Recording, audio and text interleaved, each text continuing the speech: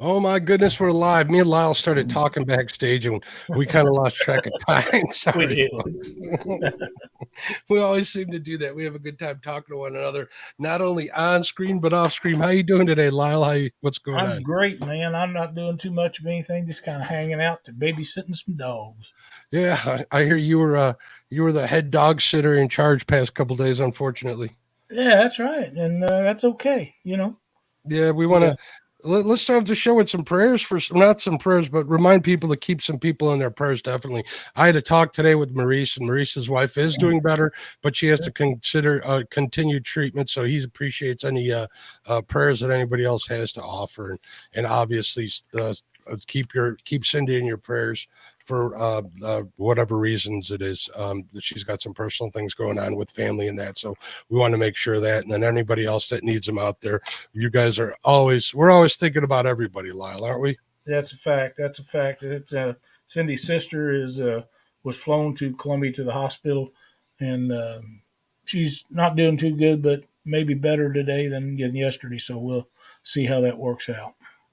It's that's unfortunate. I know that Kenneth over at Takedown Catfish, and he'll say a prayer whenever we get a bunch of people that are in need of them on Hog Legs or his show, and he does probably the best job out of everybody as far as that goes. So, That's and awesome. he's not one to preach or push anything on there. He's just means good at heart. So, what do you say? I say hello to everybody in chat, Lyle. Let's do that. All right, let me get the list up here. I see Avid Fisherman. He was in here. What's going on, Avid? How you doing? Carmel Muncie. How you doing, bud?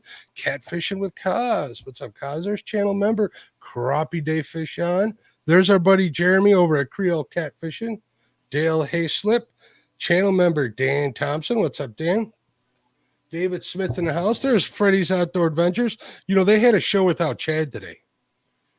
Wonder how smooth that was. I watched. I don't want to hurt Chad's feelings, so I'm going to keep my opinion to myself. I was in there too. James Hoffhausen out in the chat. What's going on, James? There's JG Hill Studios. How you doing, Joe Ziegler? KY Redneck Outdoors. There's our buddy Maurice. What's up, buddy? Maurice was out fishing when I was talking to him, so at least he was out there doing that. We'll talk about that too here in a second. Sure. Mike Sampson, what's up, Sampy? How you doing, buddy? He was one of the first ones in here. There's Size Matters Catfishing in the house. There's Miss Stephanie, channel member, God's Truck, Stephanie. Super Dave 365.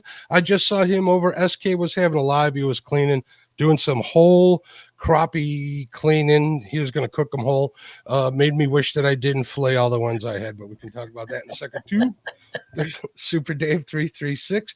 I've been meaning to wonder what 336 means. It's area code, isn't it? Oh, that could be.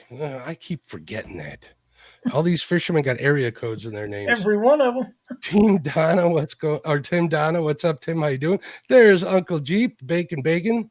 There's our friend Uptown Chrissy Brown. There's Mr. Matt over at Want to Be Outdoors. Carmel Muncie just came in. I think I did say hello to him. I'll say hello to him again. Fishing with Squirrel, what's going on? Dawson, how you doing, bud? Me and him have been emailing a little bit back and forth. Actually, I've been emailing him, bragging to him about all the crappie I caught Lyle. But Parker Pursuits in the house. What's up, Parker? I think I got everybody. If somebody pops in, we will make sure to say hello. And I just can't help myself, Lyle, because I've been locked up all winter long. Yeah. And I'm finally getting on the fish. So I'm going to talk about it every chance. Yeah. Before you do, you see this stuff here? What's all that? That's from Booger Belly Baits, Jason Persinger. Yeah. Did you place an order the other day? Yeah. And I just wanted to make sure that James Dockery knows that I got them and before him. You know what, James? I don't know about that. I think James posted that he had a. I've had them for a week, but I couldn't. Kept forgetting to say anything to him, but Jason told me to make sure I got mine first. Yeah, Betty ordered some too. She said, "Hey, there's Betty. What's going on, sister?" Betty was showing me the order that she got from Booger Belly Baits, also known as Crappie Zilla, and she was bragging on them. And I actually caught some of the crappie that I was on those baits. They're a heck of a good baits. I use them just as much as I use my Bobby Garlands. So, yeah, they're great. Puts the eyes on them, does all the stuff that nobody else does. It just separates him from the rest of the field. And from what I say, but man, these are some new colors that he come out with. They're awesome. I'm really digging them. And they all got eyeballs on them. They do, every one. That's a lot of work. That's a lot of extra work for him. And I have in hand ties, I've never seen the eyes make any difference at all. In fact, I'm not sure that I don't catch more without They eyes. make a huge difference, Lyle, But in, I've in never noticed. sales. I'm telling you, bluegill don't care.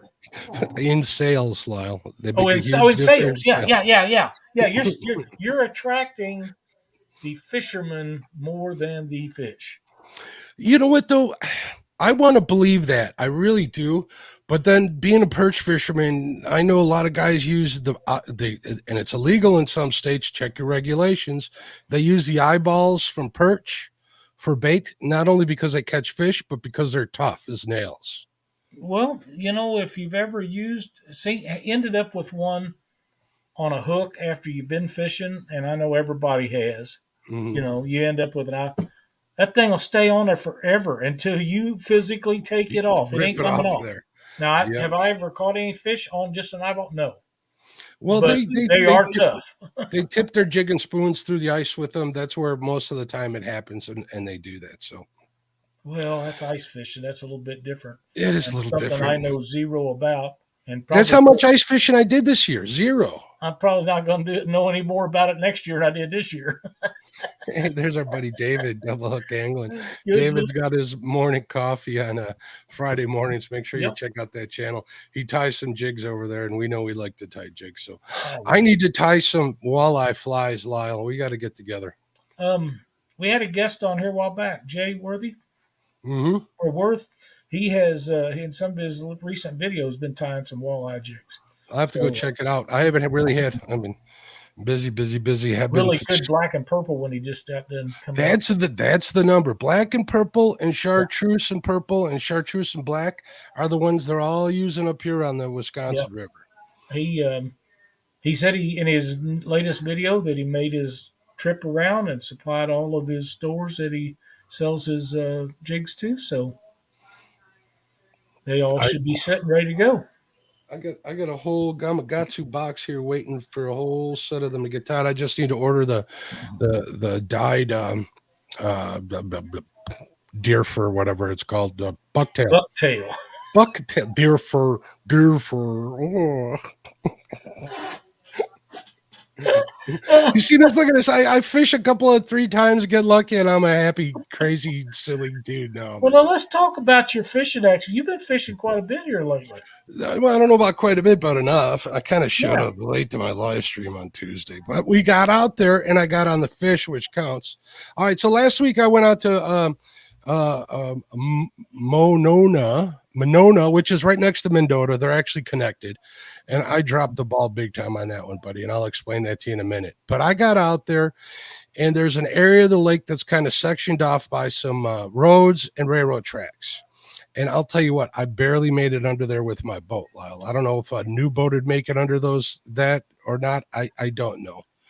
So I get under there, I get under the first set, I go under a second set, and it's nothing but weeds, but there's bait busting everywhere. So I'm going through all of these weeds thinking I'm gonna have to pick these crappie one at a time out of this blanket of weeds everywhere. And I'm like, you know what? Forget this. So I head over to the one side and I find a break in the weeds along some rock line. And I'm like, all right, we'll go up and down here and see what we can catch. I got the live scopes screaming. I know you're not a big fan, but it works. And I'm seeing a couple of marks. So we got the couple of marks. I got it. I'm using, I was tipped off by the guys at the bait shop at DNS Baits up there to use Cajun cricket, which is kind of almost almost an electric chicken, but it's more red with like a pepper flake in it. Really cool looking little Bobby Garland plastic. So I'm out there messing around. I see something chasing my jigs as I'm retrieving it slow. And I'm thinking that's a really big crappie, right? And I'm just starting to use live scope. I don't know how big a fish is. And all of a sudden something hammered. It turned out to be like a 32-inch pike on a 4-pound test and a crappie jig. So that was kind of surprising. I tried to net that fish like 4 times. I made Josh look, that video that Josh did where he missed that fish like 10 times? Yeah. I must have missed this one 12 times trying to get it in that little crappie net. It wouldn't fit. Well, that happens sometimes. So I finally got him in a boat, let him go. And I'm thinking, well, if all they got are these, snot rockets, which is one name I have for northern pike, because they're slimy, aren't they? They are. Not as slimy as a blue cat. I know all these. Oh, I don't know. These blue cat fishermen, including yourself, aren't going to like that. But look at this. She's talking to you, Lyle. I know she ain't talking to me. I don't find blue cats that slimy compared to them pike. They just are horrifically nasty to touch. But I understand they taste pretty good. They do taste really good. I've had them in my time. If you know what, I need to get closer to you, distance wise, because I think if you ever had some pickled pike, you'd be a happy dude. You'd like it. I might. You like pickled beets, right? I do. Well, these is just pickled pikes. Yeah, the same but different, I guess. They don't taste anything like it. I don't know where the hell I came up with that. I must have been, and I haven't even been drinking yet. Me either. But anyway, so I pulled back out to the spot that I knew, and I was talking to this old timer out there. He's like, "Man, I limited out here yesterday, right in this very spot." He's like, "You got that live scope going?" "Yeah, but I don't see nothing, bud." He's like, "All right, well, if you come across something, let me know." So I'm looking this whole bay area. I'm not seeing nothing. I'm like, you know what? Damn this live scope. I'm going to go back to what I used to know. And I'm thinking, okay, yesterday was super windy, which is why I didn't go out there.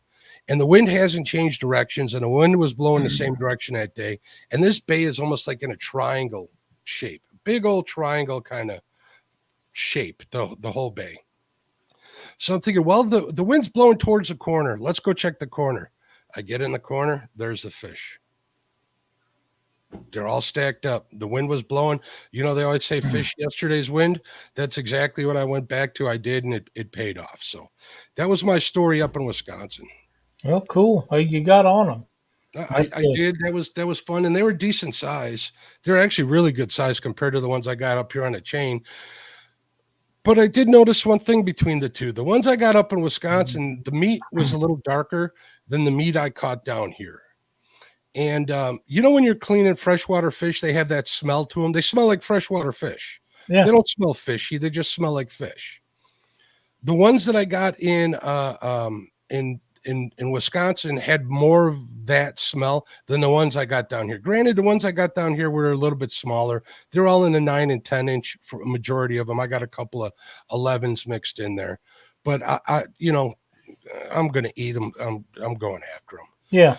But I did notice the color in the meat was a little different, and I never had the opportunity to compare from two different sources. So that was something I learned. And another thing that I learned is when I was catching them yesterday or the day before yesterday, whenever it was Tuesday, none of them had their tuxedos on. None of them looked like they were getting ready to spawn. But I put them in my live well, right? When I got home and I took them out of the live well, a few of the males, they were black as night. So there must have been a female in there that let go some sort of hormone or something. I'm not a biologist. We could probably ask Koa this. Be a good question for him. Yeah, it turned them black right in the live well. I was kind of surprised. I'm shocked at that. I didn't realize it would happen that quick. You know what I mean? Yeah, it was 3 hours? So I don't know. That's a question. Well, I remember back in the days when I was dating, it didn't take me very long. I'm not making a comment. I could go all sorts of places. Hello, Jody. How you doing? Crappie Day Fish on. There's our buddy Take Out Catfishing. What's going on, KP? Let's see who else came in here. We did say hello to Stephanie come in. Dale Hayslip, Dale Smith's in the house. What's going on? Twisted Fishing TV. How you doing, Frank? If you need a tattoo and you live near Frank, I believe he's in Indiana, isn't he? I think so. Yeah, message Frank on Facebook. Man, I did a whole show's worth of talking in 14 minutes, Lyle. Stephanie joined us. Glad to see her in here. Hi, Stephanie. Parker Pursuits. Danny Stone. Small Water Charters in the house. Got a bunch of people had just come in. We're glad to have each and every one of you. But yeah, Oh, I knew that you'd wait, been wait, out. wait, wait. Jody says works every time. Release a little hormone here, a little hormone there. That's what she's been doing in the bait shop lately, from my understanding.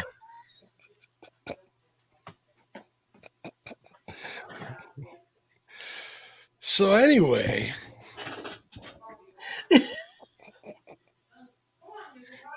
Oh my. anyway, so I know Mendota's coming up. Oh man. We got to go after some panfish while we're up there. We got to do one panfish live stream from there, Lyle. I think that would be awesome. There's there's a lot of pike in that lake. There's a lot of bluegill. There's a lot of perch, and try to get all of them. You know what I mean? Hey, you know what? Maybe we can put a bounty out for like a trifecta or a quinella. Yeah, Pick that's an 4 idea. different species. Maybe get some sort of prize together. See who can catch them all. Yeah, Maybe that'll get some people out of my 30-pound spot too, because them spots get pretty tight.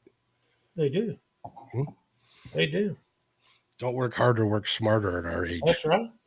Send them off to that lake you was at, or that river that's up Oh, I was going to say how I dropped the ball. Okay, up there at that Lake Monona, there's a creek that comes in there that has a dam in there. And this dam is world famous for muskie. Like we're talking 40 and 50 inch 40 and 50 inch muskie jumping over this dam to get upstream to do their hormone business like Jody was talking about. there. Yeah. Jody jumps in waters with Bud Light. Rid up.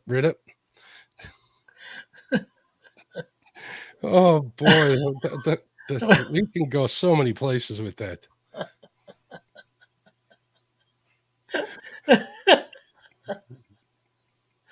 Oh, So man. I had a chance. I was literally like a quarter mile away from this dam without knowing it. I could have went over there and got some pretty cool footage for everybody because it's happening right now as we speak, from my understanding. So Yeah, that's what they say. And I know in my area they're just killing the crappie, and they're just coming on nest, and it should be on fire down here for another week or two. it's that time of the year. I Yeah, did each see. one of the lakes here have is a little off from the others. You know what I mean? There's Lake Ozark, Truman, Stockton, Palm de Terre, and each one of them's a little different from the other. So you kind of go from one to the other. I didn't see any. I didn't see any eggs in any of the crappie that I did, or milt. I didn't see anything in either of them yet. So I was kind of surprised, thinking that there's pre-spawn. But since the weather's been so screwed up over here, maybe they're just starting to do their stage up for spawn. I don't know. Again, I'm not a biologist. We should ask Koa that. Yeah. I'm thinking that you're probably a week to 2 weeks behind here because you still have some cold weather last week. It was 28 degrees when I woke up on Tuesday, Lyle. Yeah, that's this week. 28 degrees. Yeah, I haven't had any of that. Now we do have some of it coming this weekend and next week. It's going to be 15 to 20 degrees cooler through the day than it has been the last week and a half. So I don't know how that will affect things. Matt says, Mark, when's it gonna get perchy? Funny you should mention that, Matt.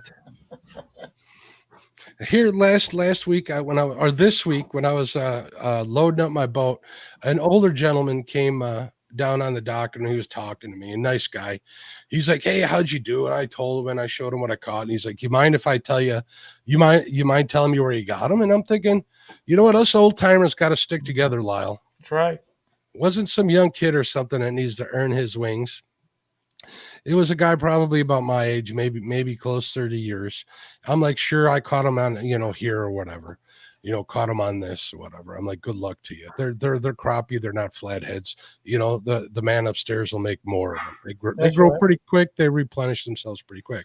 I'm like, so where do you live? He's like, I live up in Wisconsin. I'm like, really? How far north? And he told me, I forgot the name of the lake, but he said it was about an hour and a half away. So he says he drives an hour and a half all the way down here to catch perch and crappie. I'm like, you're kidding. I told him I was just up at Madison, and we talked a little bit about that. I'm like, where do you catch perch over here? He had no problem telling me. So we may go out next week and chase some perch. He says he gets them between the 9 and the 12-inch range at this spot that he was telling me about, but it can't hurt to try. So I figured if I got another spot closer to home, I don't have to go into that city of Chicago to catch them. So, Well, that'll save you quite a bit of going distance. it'll save me jail time, buddy. Save me some jail time.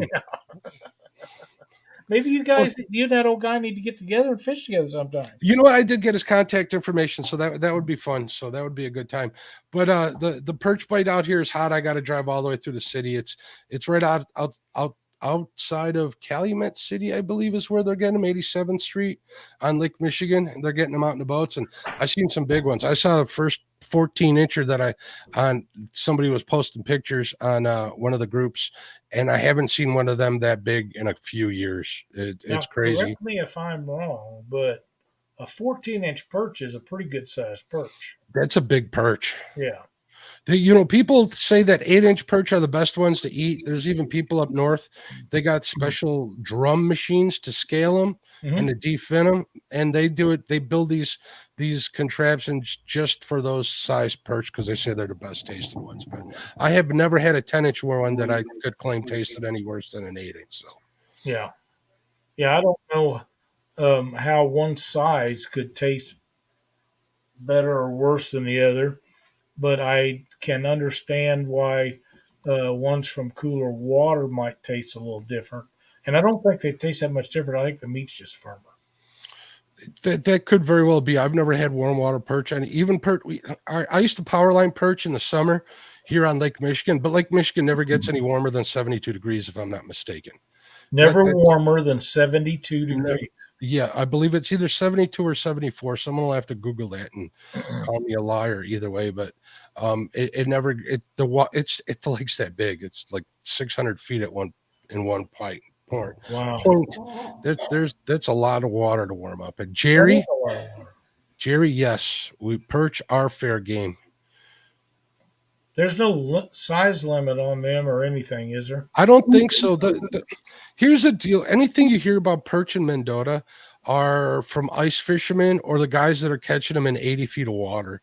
The problem with them is once you get them to the top, they're dead. And if they pull a 4-inch perch up to the top, there's a limit on perch on Mendota. I don't recall what it is. So they get pretty upset, which is why a lot of them, stick with electronics and try to pick out the bigger fish from the smaller ones to make burning up their limit worth it. So yeah. Who wants to get caught with a bunch of 4 or 5 inchers if you can get? Well, they're legal to keep. It's just there's a creel amount. There's a quantity you got to stay under. Yeah, you don't want to fill it up with them little guys. Exactly. That's the thing. But I believe some of the videos that I've watched, like from Big B Guide Service and stuff, and who's that other guy who fishes up there? I forget his name. He has the Fish Hunt Eat show or whatever on YouTube. He was talking about weed lines. We talked a little bit to Luke Henges about that, and he was saying anywhere outside of weed lines. So I think we'll do that, and we'll get out there and do a little. I think, you know what, Lyle? I think they're going to be right by the campsite, to be honest with you. In that little creek? And in that creek, at the end of that creek, and there's a small boat ramp that I'm pretty sure I can launch my boat off of. I'm not so sure about yours. Mine and Jerry's, we might be able to launch our boat right from the campground. So, if we got it out there and we get on some fish, there's no reason why we can't load a person or two in each of the boats and take turns going out there, or have somebody use my boat to go out there if we get on them. I don't see why not. So, how far is the other ramp from the campground? Well, we were going, okay. Last year we were launching from Governor's State Park, right? Right. Okay. And that wasn't that bad of a drive. So Governor's State Park is like halfway to where we fish for catfish, to the entrance to those channels where all those Yeah, docks that are. lake's not that big. It's big enough to what I'm used to. Well, besides Lake Michigan, but it's a decent sized lake. It's no Lake Winnibigocious where it's 100 square miles of water, but it's a decent sized lake, and it's a huge bowl, so that wind comes screaming across there, so it makes it seem like a lot bigger lake than it really is. I'm used to Lake Ozark and Truman where they're 100, 125 miles Miles long, long. Yeah. right? But they're not 20 miles wide though, right? Or are No, they? no, Okay. no. Nope. That's when you get into that. Well, I guess I don't know. Do the waves, besides the pleasure boaters on Ozark, does the wind come howling Oh, down yeah. that lake and pick up? Yeah, I Oh, imagine yeah. it would. Truman's bigger yet. It's wider, and the wind really affects it, but not like the lakes out in Kansas. Danny Stone says, "How many of y'all imagine Lyle chasing kids off his front yard with that fly swatter, or is it just me?" We don't have any kids in my neighborhood. Well, we do, but not real Danny close to me. Stone, I used to have in-ground sprinklers in the front of my house, and they had a remote control. When them kids would go on my lawn, the funny part about it is their parents told us to do it. Their parents would send them over there so we play this game. It's a long story. I'm not that mean. The neighbor down the street's got a couple of little kids, and the guy directly across the street's got a 2-year-old. But they don't bother me. They don't bother me. So I, it's a, I have things that bother me a lot worse than the kids do. I yeah, I promise. know we're not going to talk Yeah, about that. And I'm not not going to on get into live. that. But yeah, they do. Mm. I had to I hurry think up. you might need a never. We'll talk later. I was going to have Gammo call you for a sponsorship, but I'm pretty sure Frank's talking about perch. He says they get right in the weeds in early May here. Yeah, That could very well be. There's a lot of weeds on this lake, so that's the thing that I miss down here with my lakes. So unless we get a lot of water, I don't. They don't. There's not that many weeds. There's a lot of brush where you lose a lot of tackle, but there's not as far as weed beds. There's not a lot of weed beds. If they're all right, I don't know where they're at. we got a few of the lakes that crappie fish have that. What is it? The hydrilla? Am I saying that right? Hydrilla. The tall weeds. They're kind of overtaken. I think they're invasive in these couple of lakes. Excuse me, that was my stomach. Oh wait, that was your dog. That was my dog. She's excited. Cindy's home. She's been gone 2 days. So. And what I found works pretty good is you guys know beetle spins, right? Mhm. Beetle spins work good for bluegills through there because they keep that hook upright. And I found that Mr. Twister actually sells those blades that you can put your regular jig that you like, whether it's a hand tie or a plastic or whatever, connected to them, and that'll make its way through surprisingly well through some hydrilla without getting caught up too much. So that's my tip of the day in the weeds. Jerry says in that little creek at Mendota, we caught Google Eye, smallmouth, and walleye last year. The little ones, I remember you guys catching them while we were on Panfish Nation. So Yeah, there was. Grillo said he caught something last week that he'd never seen before, a yellow bass. I had to Google it. we have so many yellow bass up here on the chain that they're invasive here, that the ice fishermen haul them off a sled full at a time, and they take them right straight to the dumpster, and that's where they go. A great flathead bait, but don't get caught taking them over to the dam. Do what now? Great, don't get caught taking them over the dam because the river's on the other side of the dam, and I'm pretty sure you'll get in trouble. No one told me this, but I'm not moving bait from one side of that dam to the other. Well, I can see that. Yeah. I never catch those yellow bass on that river, and I don't want to do anything to help it. We catch white bass over there, so they do pretty good. No, they don't. They're not good to eat. I never ate a yellow bass. Oh, yeah, I'm sure it tastes close to a white, and I'm not a big fan of white bass because of that mud, that red, the red line, whatever it's called. Yeah, the red line, and if you freeze them, I hear from Betty, "What's up, Betty?" I hear that they don't taste good or they don't keep good in the freezer. So They probably don't. A lot of fish don't freeze well. That's one of the good things about skipjack for bait. It freezes well, keeps well.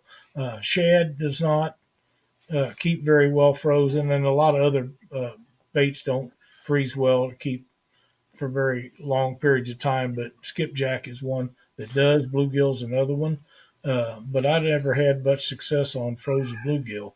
I've caught stuff on it, but it works a lot better I fresh. yeah, I use it for channels here. Frozen when I'm hurting for bait, Right. definitely. Frozen shad, if I salt the ever living daylight out of it, try to get as much moisture out of it as possible before I vacuum seal it, it, it'll stay together. Yeah. Kind of, kind of. Some vacuum seal better than others, and the larger the shad, the better luck I've had with them. So Yeah. Yeah. Now bluegill as bait um, on ice is still pretty good. There's just something about freezing it. I don't know what that is, but skipjack is one of the very few things that I really don't think it makes a whole lot of difference. Them tournament guys will tell you all fresh, you gotta have fresh, gotta have fresh. Well, we won tournaments with frozen skipjack when other guys was using fresh. And to be quite honest, it tit for tat. I can't see it's that much difference. Skipjack just preserves that well, and it's the kind of fish they are. I, you don't frozen bluegill will work, but I've personally, from my experience, I believe that it gets washed out quicker Sure, in the water. When I say washed out, that just means that it comes up and it doesn't smell like anything. My grandfather taught me the trick where you step on that bait before you throw it, so you can throw it back out there. I'll step on a frozen piece of bluegill that's been out there for a while, and it doesn't help it whatsoever. There's no blood left in it or nothing. And I well, think a lot of that has to do with that meat frozen.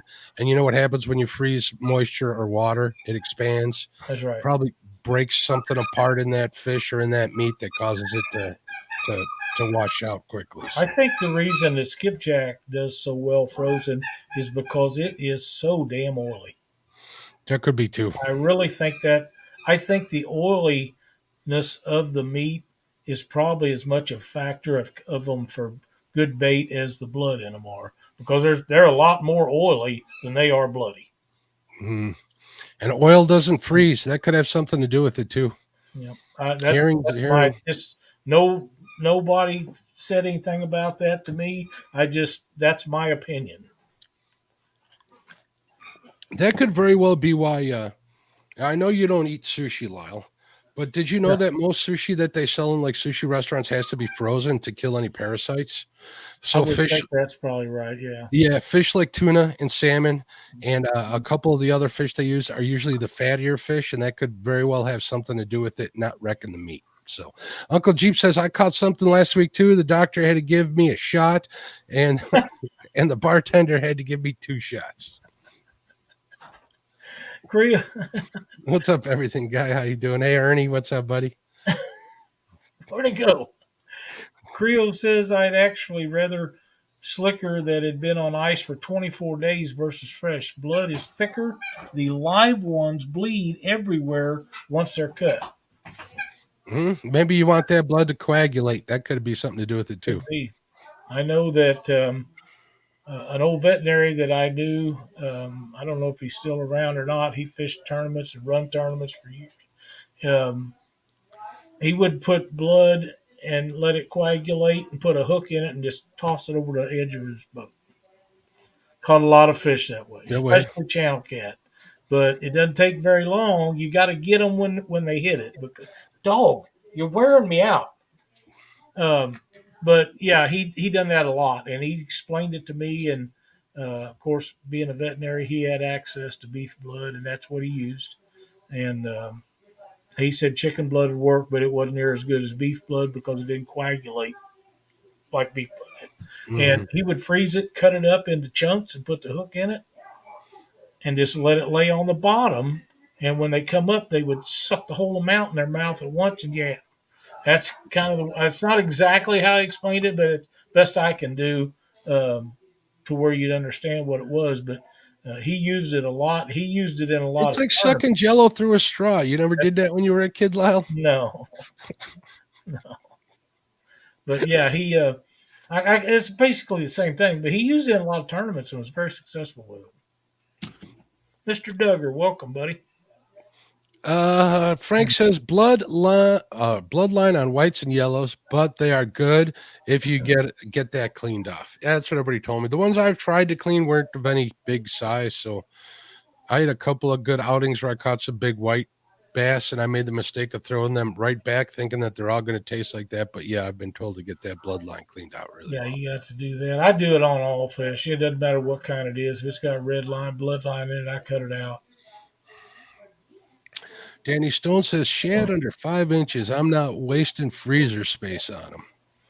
And there's the smaller they are, The the worst they less bone structure they got, and they will not preserve. So they just ain't no sense of keeping them unless they're 8, 10, 12 inches I, long. Shad. I finally got on them that big last year. I was a happy man. Hopefully we'll get on them again this year. But everything I've heard is them big ones died off in the winter kill. We'll find out once I get after the catfish. I don't know. You tell me, Matt. Oh, Matt, that's a good one. Uh, Make a good salt ice brine for skipjack, drain water, flash freeze them. That's exactly right. I Drain the water, people. Don't let anybody tell you that they need to be soaking in water. It does them no good. that's When I don't catch skipjack, but when I go after shad, I open up the drain, make sure none of that water's in there. I drop them shad. By the time I get home, they're frozen solid. If I yep. don't lay them in there the right way, they're like boomerangs. I can't freeze them because they're like bent in a circle. That's right. And then they're hard to do anything with. But you get them Hmm. froze up like that, take them home, vacuum seal them, you're gold. When we used to make our skipjack trips, we would go down there and I would vacuum seal them on the back of the pickup truck and put them in coolers. If I ever was to do it again, I have those small freezers, and I'd take my generator and I would freeze them in the freezer and run the generator on the way home. That's Actually, I'm how. thinking about getting my skipjack license, bait seller's license, and going into business, Lyle. Good luck with that. Quit YouTube and become a skipjack salesman. There's a lot of them tried that, and some of them made some money at it, but none of them lasted over a couple of years. Yeah, it doesn't It's last a forever. lot of work. That's a hard living It's catching a any kind lot of of work. fish. Yeah, the guys that are still doing it, that's been doing it for a while, they don't try to make a living off of it. They just try to pick up a few extra bucks and help a few of their friends out, and they do very well with it. Or But pay the off bar guys that try, tabs. yeah, the guys that tried to make a living out of it, none of them lasted over a year or two, and some of them went in a big way. But they just, it's a lot of work. It just is. I can only imagine. And if you're not on them, you're not on them. That's the problem. It's That's feast it. or famine. Welcome, Mike Greenwell. Glad to see you made it in tonight. I wonder if Mike's get. I'll have to check my email to see if Mike's getting in on the Panfish Nation Championship. Oh, I thought he did. I thought he did. He asked me some questions, and then I think he kind of like backed out of it a little bit. But we're gonna try and guilt him back into it. Well, I Lyle. think he needs to be in here. We named the wheel after him. I'm telling you, I'm not even kidding. And speaking of that, I'm gonna my show on Monday. We're gonna talk all about the tournament since it's gonna be the very next weekend on the 30th. Um, so we'll have that. If we need to spin that wheel, we'll spin the wheel. We'll go over the rules a little bit. Maybe you can stop by and talk a little bit after you've Sure. taken a break after Panfish Nation, and I think we'll have a good show and we'll get everything hammered out. We'll announce all the contestants. Like I said, we'll spin that wheel if we need to, and then we Sure. can go from there. Sounds like a plan. Be a lot of fun. James Alba says, I haven't seen shad bigger than 3 inches this year. You haven't been fishing this year, James. What are you talking about? Fisherman. Uh, Greenwell says he sent the email last week. Okay, then I got it. If you checked it in a week, you don't check your emails near often enough. Hey, No, Kevin, this glad is to I see gotta you. log. I gotta log in a separate way. I don't have it down. I don't have it downloaded to my phone or my Outlook or whatever. What's going on, Kevin? How you doing, bud? Yeah, I don't either. I don't. I just, if we go somewhere, I can't check email or none of that stuff on my phone. And I'm not going to fix it where I can. They'll just have to wait till I get home. If I'm gone 2 or 3 days or a week, that's so be it. I'm not. I don't like using my phone for anything except talking on it. I Mhm. very few people I'll even text with because it's just a waste of my time. Do you even know how to text, Lyle? Yeah, but I don't like to do it. Okay. I know you know how to message on Facebook, but texting, I don't think I I've don't ever like gotten a doing text that on from you. that phone either. But now the tablet that I got that my daughter gave me, I can do the messenger stuff on it, but I don't want to do text on it. I don't Yeah, even I think can I understand. can. Mike Greenwell meant business. Did you see that? 3 exclamation points after that statement. And look at that. And Laura the Explorer has been a member for 2 months. Thank you for your support, Laura. We appreciate you. You know, Absolutely. Lyle, I think she's only 28 away from 1K. So if you haven't, Really? yep. And she helped me. I want to thank her for helping me. But when I was below Absolutely. 1K, she helped get me over. She shared my link out. I got me a few subs. It helped. Every little bit helps. So if you're not subscribed to Laura the Explorer, make sure that you go over there and give her a sub and watch some of her videos. So And she's she, been doing some fishing too, so she got check a it she out. got a flathead today, Lyle. I saw. I missed that. She did. She got a flathead. That's awesome. Was a dandy too. I've never caught a flathead that wasn't a dandy. Yeah, even the little ones are great. But yeah, I am excited to be getting closer to getting one side of my boat done. So hopefully we'll get that knocked out and get that foam back in there. I'm not putting the original foam in I- there. It's I'm my gonna door dash you a handyman to help you get that done. Cause well, what needs to be done now is I've got a wire wheel on my grinder and needs to be go down in there. The stuff that I can't bend over, my back won't take that bending over and running it down through there. I need somebody to lay down through there and run that grinder through there and knock it out. And the one side's done. The other side's going to be easier to do, but there was so much water in that foam, and I don't know if we talked about this last week or not. But I'd take something and dig out a hole, and water would sit in the hole at the top of the foam. yeah, That's a lot of friggin' water, it's a man. lot of weight. My dumpster, you got the big blue dumpsters that you put your trash in. Mm-hmm. I 110 filled it. gallons, right? I filled it up with foam, and then I took a bunch of it out and put it in trash bags because I was afraid that it would tear the dumpster up. And when it had a little rip in the plastic anyhow. Now it's ripped from top to bottom. It was that heavy, so that gives you an idea of how much wet foam weighs. It, It it's was it's pretty darn a weight. heavy. Even with Yeah. those construction bags, those big heavy duty ones, they won't always hold on to that. Well, I didn't have Water's that. nine it's 9 pounds a gallon. I don't care if it's in foam or not. You get a gallon of Well, it water. actually weighed more in foam because of the foam has some weight, Yeah. but not much. But how clean are you getting that? Are you getting it all the way down to the metal, or are you Yeah, just getting the most of it? Do I'm you getting need all. to? Well, that's where I'm at now with the stuff. Since I have nobody to help me get down in there and get the part that's up underneath the Mhm. runners, that may stay because like I say, I've got a wire wheel, and you take that wire wheel. If you could bend over and do it, you just run it down through there, and it'll rip it all out. But I Just, can't bend over. just go to your garage and get your weed whacker. Start Yeah, the that bad broom. boy. Start that bad boy up. Stick it down in there. There'll be foam flying everywhere. There I you go. got a blade this long on a sawzall that I went down through part of it with. I was thinking, man, if I hit the floor, I'm going right off it.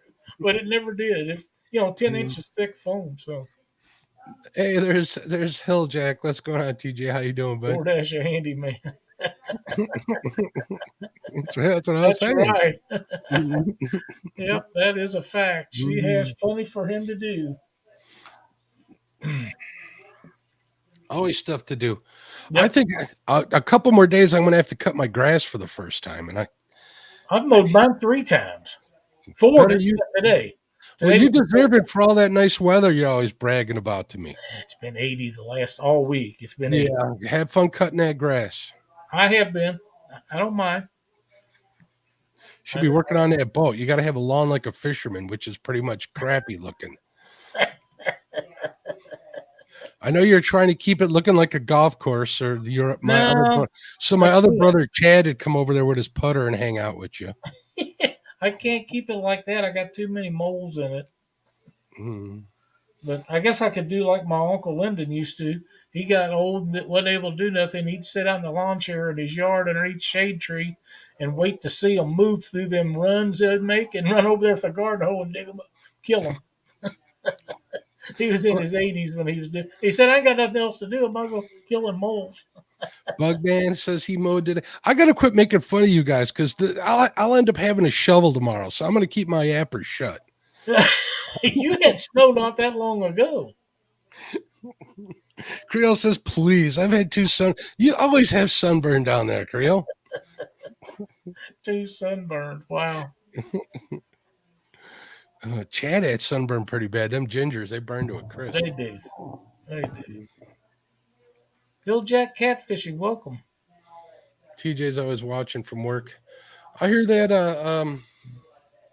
I hear Hogleg and Melissa are going to go live tomorrow. I'm guessing that KP is going to be reading chat, so that'll be interesting to see. Are they fishing? They're fishing, and there's people already in. You know how the chat's open as soon as you set up the stream?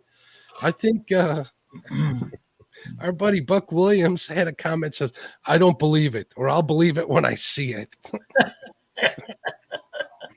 I got the biggest kick out of that. I had to mention that. I thought that was funny as heck. It wasn't very nice, but it was funny. Yeah, I had to weed eat too, Jerry. Twice already. I don't even know where my weed eater is. I got to dig that sucker out. Well, when I weed eat, it's dirt underneath where I go through. That way I don't have to do it the next week. Creel says, next time I'm fishing live, I'm wearing a Hawaiian shirt and shorts. Creel, it could be 50 degrees here and it's Hawaiian shirt weather around my parts. We would just call him Creole the Hawaiian fisherman. There we go. Magnum Creole, maybe? There you go. Mark needs to move to Lake in the Ozarks. He can fish between mowing his yard. He'll be a happy man. I hear there's a lot of things to look at on that Lake of the Ozarks too, isn't there, Lyle? There is. I wouldn't recommend the big end of the lake through the summer, but the little end of it's got great fishing on it, and then you can go right into Truman if you don't like the boat traffic. You just go right on to Truman. It doesn't have near the boat traffic. Dave says, I've gotten a little too much sun a couple times already, but I'm a ginger. Well, not anymore. I'm just gray haired. It still counts. It's been a while since Hogleg has been fishing. Yeah, Hogleg was kept saying, I have not been skunked this year. And then we realized that he ain't fished this year. So You're right, Lance.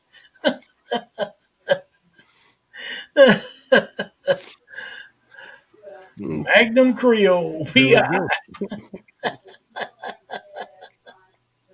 Oh man, he's either going to like that or hate me for it. One of the two, yeah.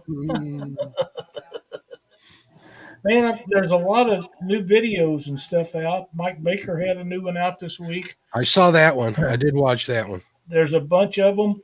I'm, Mark, for a long time, I watched a different bluegill fishing video, at least one or two every day. Mm-hmm. And there hasn't been any really good ones come out for a while. I know there's some guys that do them one or two a year, but the really good ones are the ones that people explain how they're doing and what they're using and why things work the way they do, and try to teach you about how they're catching these fish.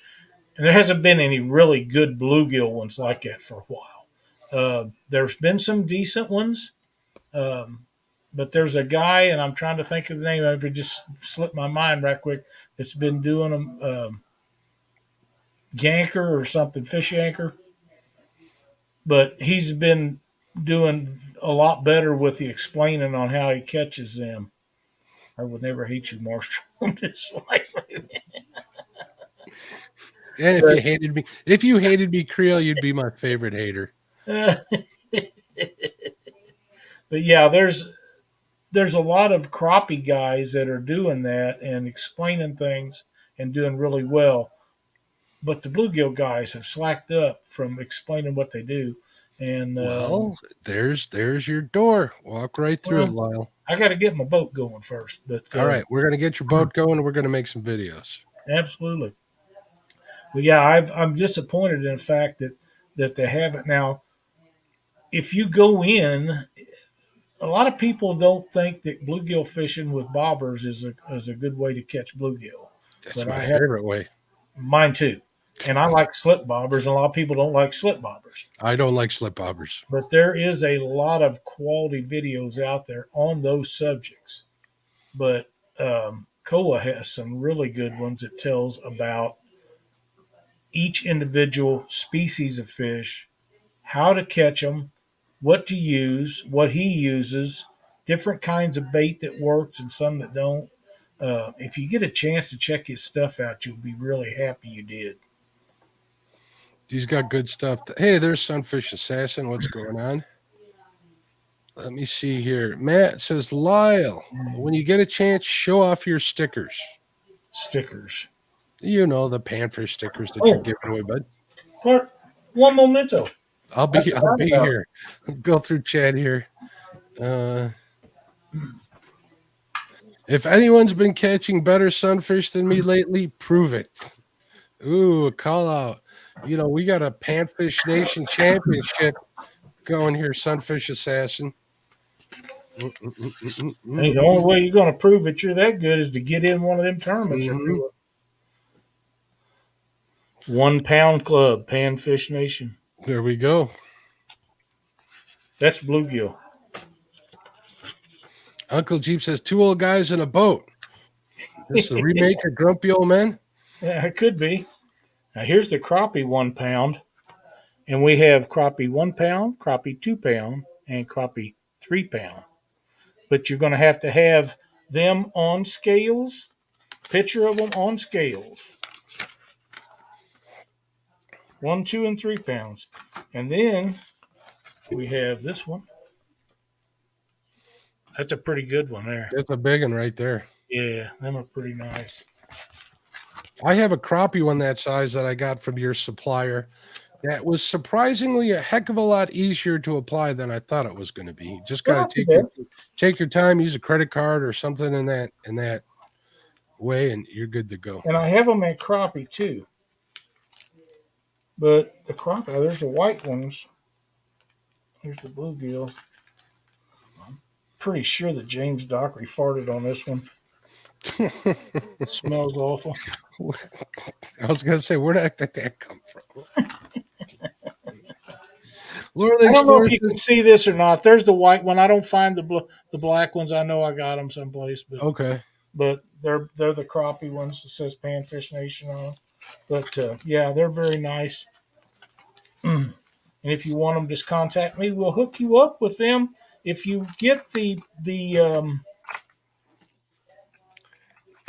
Pound Club ones, the first one is free. After that, they're $5.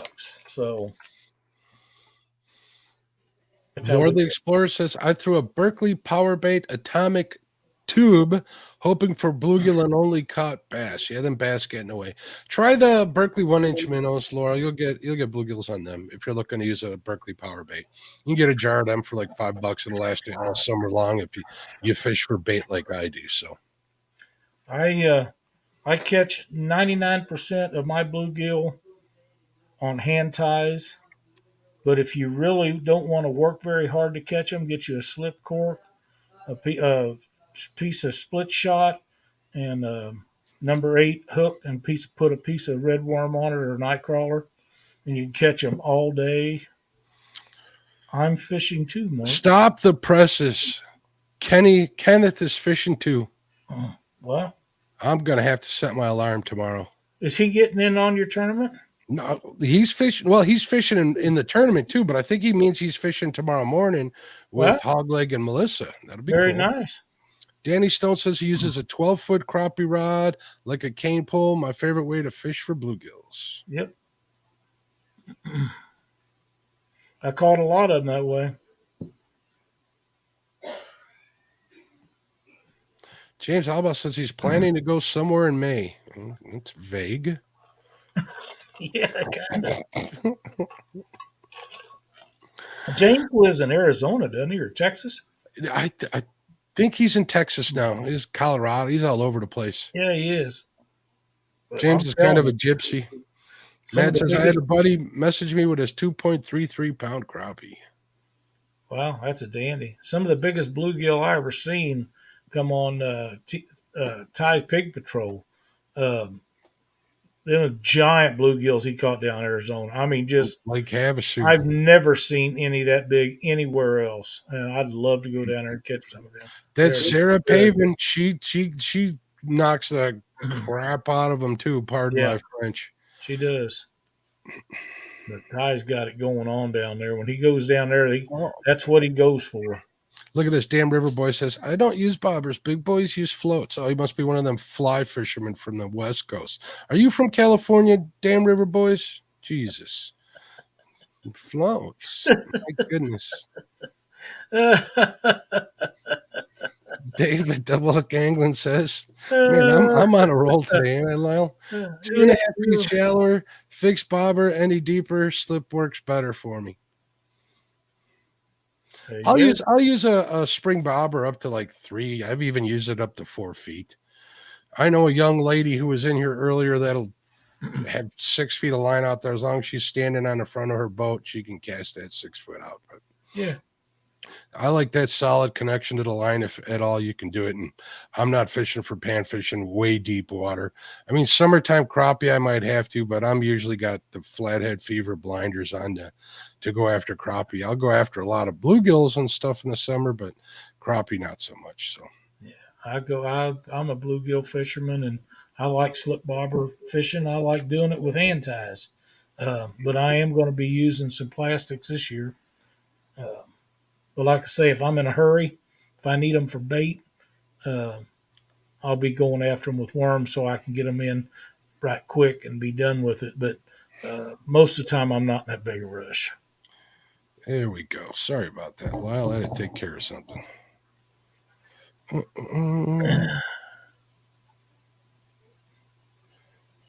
Slip bobbers are the only way to go, Matt says. I like them. I got a lot of them. How do you rig them up? Uh, with a bobber stop.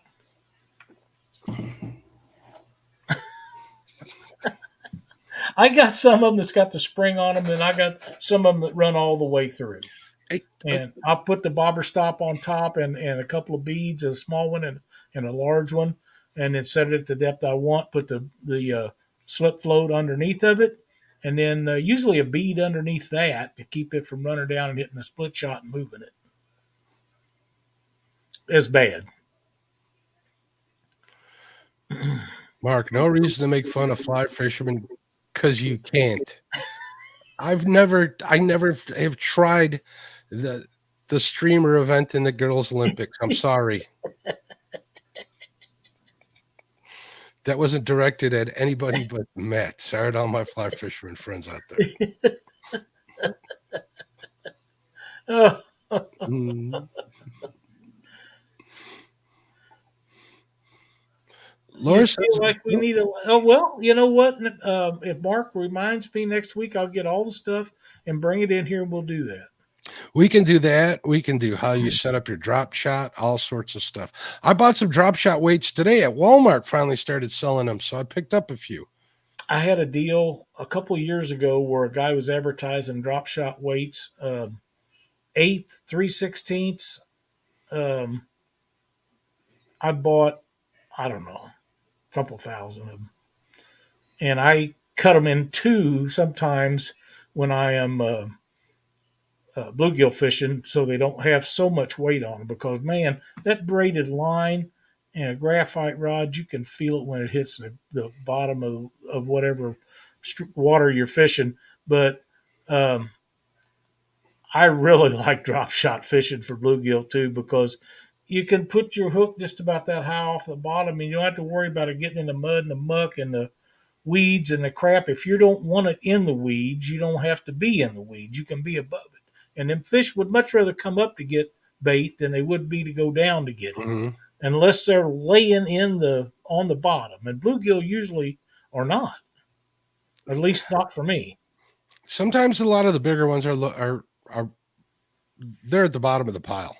Yeah, but they're And not laying if on you the bottom. if you can use a drop shot to keep that bait right in front of them and get past all the little tykes, you're gonna get onto the My big favorite way is to put the hook about 3 to 6 inches above the bottom, and then another in about 12 inches. And you pretty much got them covered, because if not, you just jig it as you reel it up and you'll get them on the way up.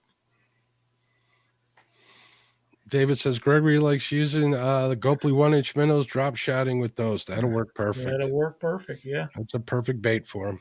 Yep.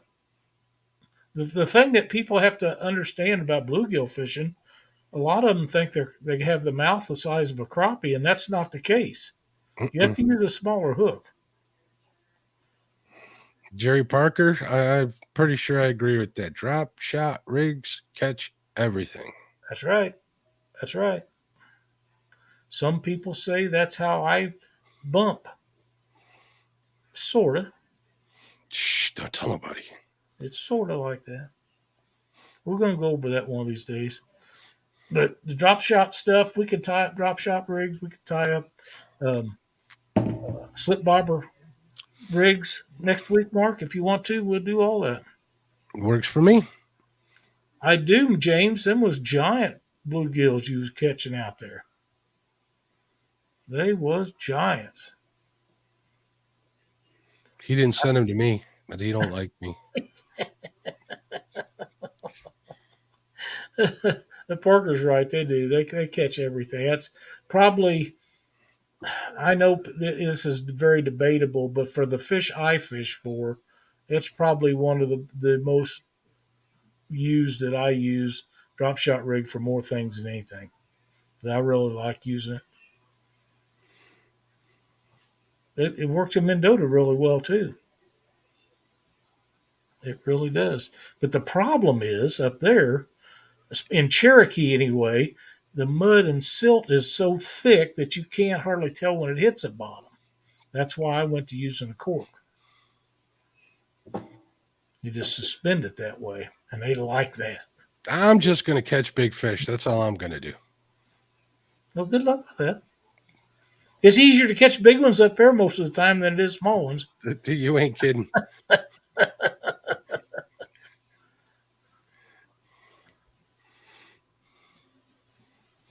Matt says drop shot with a bobber. Yeah, look, there's a few people out there that do it like that. I do it like that in heavy cover, real heavy cover. That's how I do. That's how I do it a lot of times. Real heavy cover. Suspend drift for panfish, maybe. Mhm. I'll try anything once. Creel, I see a guy that I've watched a couple of live streams on TikTok a while ago, like last year. That's in Kissimmee, Florida, on Lake Kissimmee, and he has like 10 of those cane pole type deals, but they're carbon fiber, I believe. I think he sells them, and he just drifts across that water and picks up crappie as he's going across. So it is possible, and he just uses a split shot. There's Missy Kennedy. Missy Kennedy. Happy birthday. Happy birthday, young lady. I know, Creel, we have been on trips when we caught moon eye, suspend drifting under a cork, letting it float along the riprap because they like the rocks. And when they're in there, it's a very effective way to catch moon eye. Very effective way. I have drop shot with bobbers in cedar brush piles. That makes sense.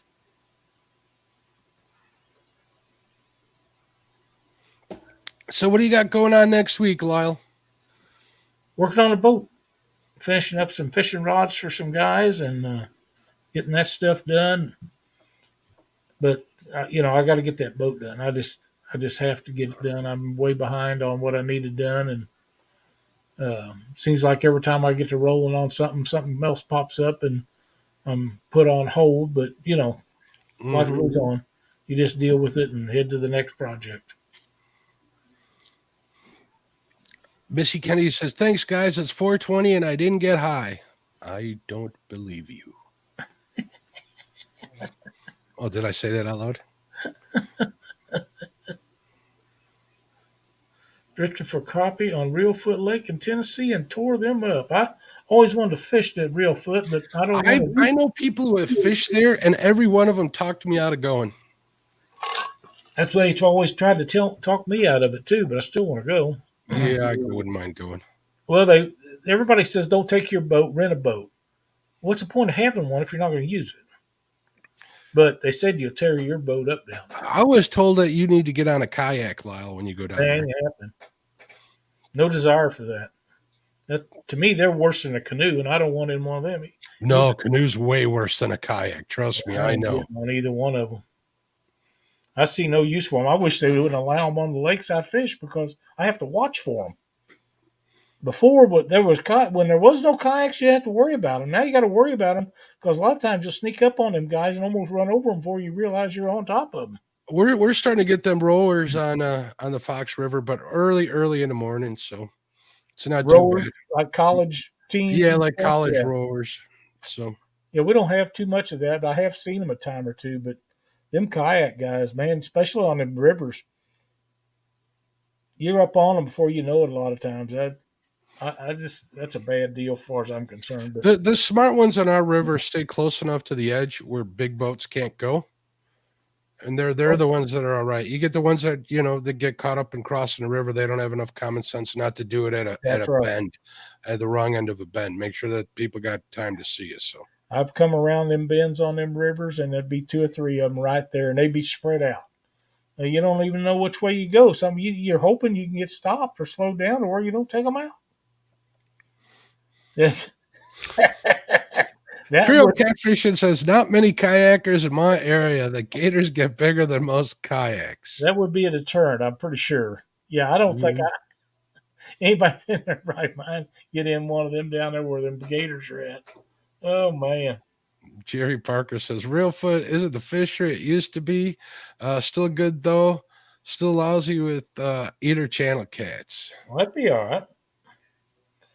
But I can catch eater channel cats at home though.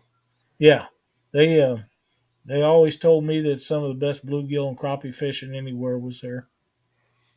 It's big shell crackers. But I've never been there. I'd like to sometime. It's an amazing story how that lake become the lake that it is. Uh, for any history buffs that want to check it out, full reverse. Yeah, Mhm. yeah. It is what it is. As time goes on, you have to adapt and adjust to things that are changing, and some of us don't want to, but you must to survive. I hate change. I do too. I like dollar bills better. Yeah, me too.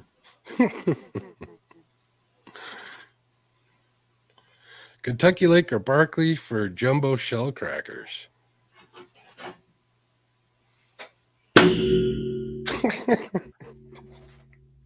You hit your mic stand with that, and it really rocked. Sorry about that. I can't stand them little bastards.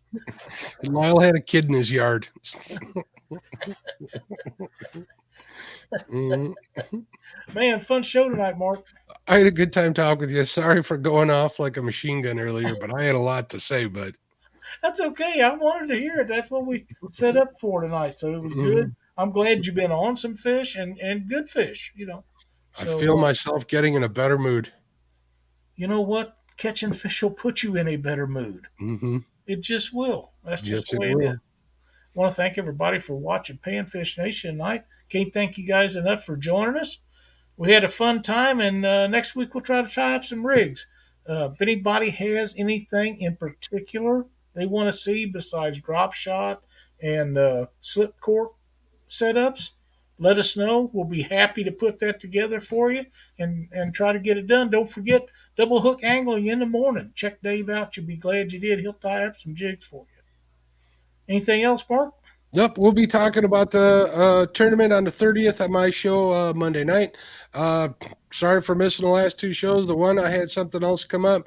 Last time I was going to fish at night, but it became like in the 20s. I'm like, I ain't going out fishing. And I didn't have a guest, so I went fishing the next day. Sorry, folks. That I'm work? management, and it was a management decision. I love you all. There you go. Monday night, Catfish Weekly. Don't forget. We'll have something good for you there, too. See you next Thursday, everyone. God bless you.